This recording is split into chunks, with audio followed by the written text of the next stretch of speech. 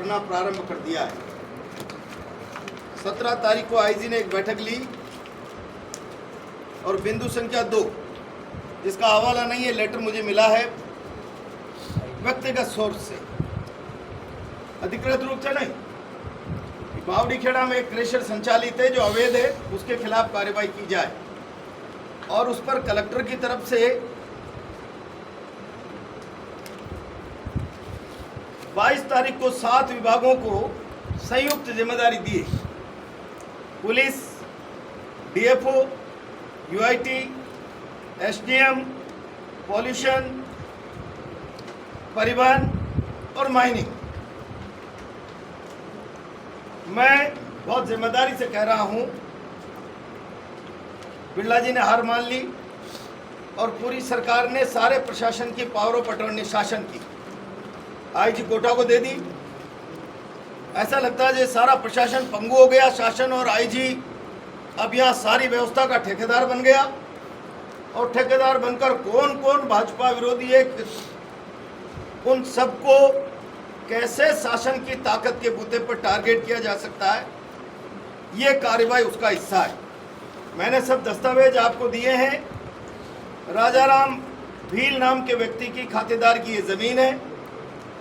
9/7/2010 को एसडीएम लाडपुरा ने exclusively crusher के लिए इसका कन्वर्जन किया है। और जब क्रेशर का कन्वर्जन होता है तो फॉरेस्ट की, वाइल्ड लाइफ की, रेवेन्यू की तमाम एनओसीओं के बाद ये संभव होता है, एनवायरमेंट सबकी एनओसी के बाद। 16/5/2011 को राजाराम ने सेल परमिशन ली कि मैं इसको बेचना चाहता हूँ।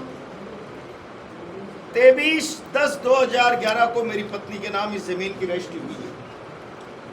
कन्वर्जन होने के बाद के भी 1.25 साल बाद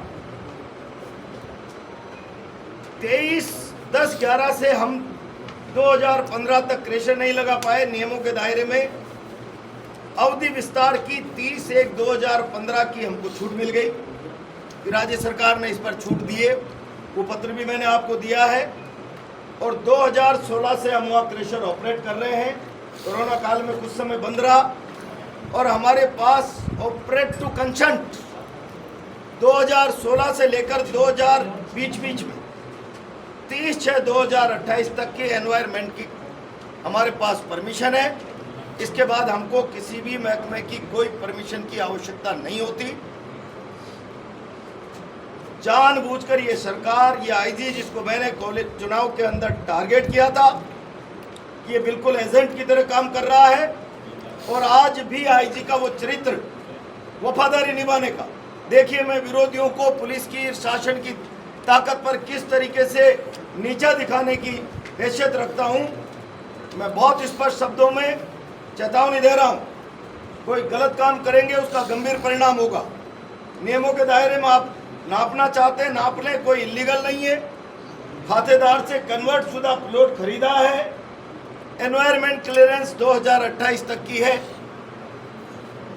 एक एक काम, और चारों तरफ जो खातेदार हैं मेरी ज़मीन सड़े हुए, वहाँ 1 इंच ज़मीन भी न फॉरेस्ट है न सिवाई चक, मेरे खेत के चारों तरफ खातेदार है क्रेशर के। मैं बहुत स्पष्ट शब्दों में कह रहा हूँ, मेरी क्रेशर को आप नाप लीजिए। 4 तारीख के बाद किस फैक्ट्री में कितने 100 बीघा जंगलात है। काली सिंध डीमरी, पीताम्बरा आवा, पलायता और आसपास गड़ेपान, मोती कुआं में कितनी अवैध क्रेशर चल रही है। मैं आर पार की लड़ाई लड़ूंगा, आर पार की लड़ाई। या तो मेरा अस्तित्व मिट जाएगा, खत्म हो जाएगा, या आईजी की दादागिरी चलेगी। आर पार की लड़ाई 4 तारीख के बाद लड़ूंगा। या आईजी चाहता है कैसे भी उत्पात हो, मैं शांति से नाप लें। मेरी विनम्र प्रार्थना, आप सब लोग वहां रहे।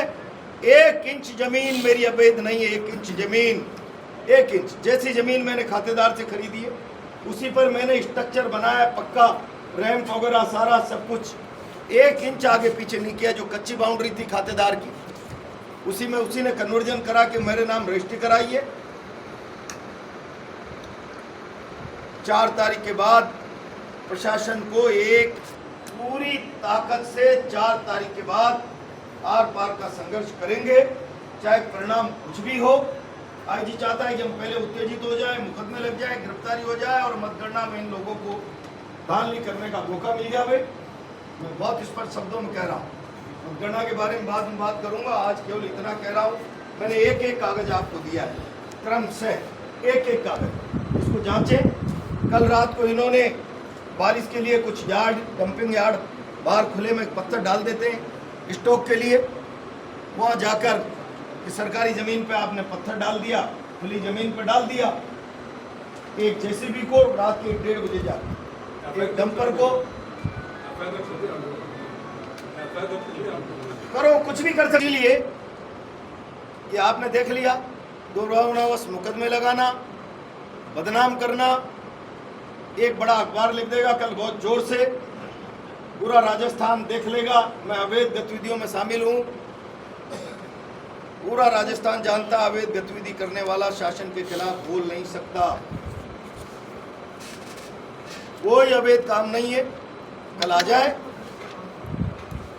और जांच पड़ताल कर लेंगे।